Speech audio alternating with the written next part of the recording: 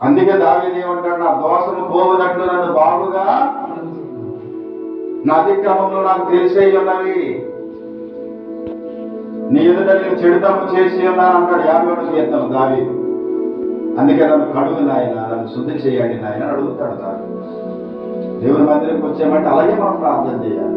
ఏదో వచ్చాం వెళ్ళాం, ఆరాధన అయిపోయింది, ఈరోజు అటెండ్ అయ్యానా లేదు, ఇది కాదు. నేను దేవుని యొక్క సన్నిధిలో ఎదుగుతున్నప్పుడు నా ఆత్మీయ జీవితంలో నేను ఎదగాలి. ఆమె చెప్పండి. భక్తిలో ఎదగాలి. ఆమె చెప్పండి. విశ్వాసంలో ఎదగాలి. ఆమె చెప్పండి. దేవుని రాకడ కొరకు నేను సిద్ధపడాలి. అటువంటి గొప్ప జీవితాన్ని అనుగ్రహించాను అనగా, అంతేగాని నామకార్థంగా ఇక్కడ అంటాడు, వాని దోష శిక్షకు వాడే కారకుడు. ఎందుకంటే దేవుని మాట అలక్ష్యం చేస్తాడు. ఇప్పుడు మనకు ఒక చట్టం ఉంది, అప్పుడు మోసే ధర్మశాస్త్రం ఉంది, ఎవరైనా తప్పు చేస్తే ఇలా చేయాలి. ఇప్పుడు మనకి ఏముంది? రాజ్యాంగం ఉంది.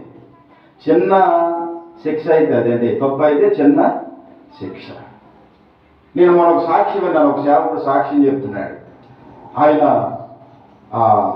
ఒక బైబిల్ టీచర్. అయితే ఒకరోజు ఆయన మీద అన్యాయంగా కేసు నమోదు చేశారు. ఎలాగనంటే లేనిది ఉన్నట్లుగా చెప్పి అందరు అడుగుతున్నారంట. జైలుకి వెళ్ళినప్పుడు అందరు ఉంటారు కదా, ఖైదీలు అందరూ, బాబు నన్ను జైలు అధికారులు నువ్వేం చేశావంటే, నేను ఫలానా తప్పు చేశాను. నువ్వేం చేశావు? ఫలానా నేరం చేశాను. నువ్వేం చేశావు? ఫలానా. ఈయన దగ్గరికి వచ్చేసరికి నీ పేరేంటండి? నా పేరు జాన్ వెస్లీ. ఆయన జాన్ వెస్లీ అంటే క్రిస్టియన్ నేమ్లా ఉంది, నువ్వు క్రైస్తవుడు. లేదా నేను సేవకుడిని.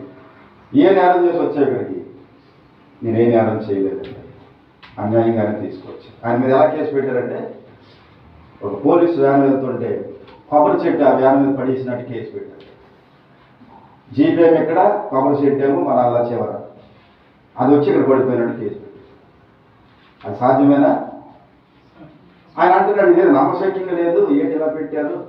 అవును సార్, నేనే తప్పు చేయలేదు, దేవుని మాటలు ప్రకటించుకుంటున్నాను, నాకు అర్థం అయిపోయింది, నేను తప్పు చేయలేదు. అంటే ఎందుకు ఈ మాట చెప్తున్నానంటే, ఖైదీలు ఉన్నప్పుడు వాళ్ళకి ఏ నేరం చేసినా దానికి తగ్గట్టు శిక్ష అనుభవించాలో వద్దా? ఎందుకంటే ఆ శిక్ష ఎప్పుడైతే పడతారో భయపడి ఆ నేరం చేయకుండా ఉంటాడు. ఆమె చెప్పాడు. ఆయన చెప్తున్నాడు సాక్ష్యంలో, 5 గంటలకే పడుకుపోతారండి, తెల్లారి లేపేసి అలా పని చేయి పని, ఆయన చేసిన శిక్షను బట్టి వాడు పని చెప్తారంట.